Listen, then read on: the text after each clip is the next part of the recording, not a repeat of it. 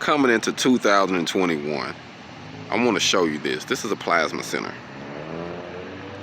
It's all about products over talent, man. Products over talent. And you see this plasma center, somebody owned this whole lot. And he's renting out different locations, different spots to each one of these stores.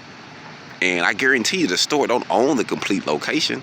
They just rent it out from the person that owned the full lot, the full land location. So why can't we do this? Why can't I create my own shopping plasma out of shipping containers with small business owners and entrepreneurs trying to promote and do their thing, and we come together as a family and build what they're doing, what they've been doing for centuries.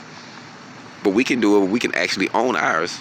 You can own yours and have it on the plaza. You know, so I think that now coming into 2021, we got to think like this. Like, it's time to break those traditional ways and just say, oh, I just want to ride around in a nice car and work for this vehicle all my life. You a slave to a vehicle.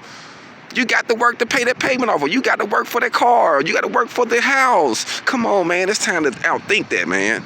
You know, I mean, with what's going on now, we got to break those traditions. Like, that stuff ain't working. We got to be independent. It's products over talent. HogOn.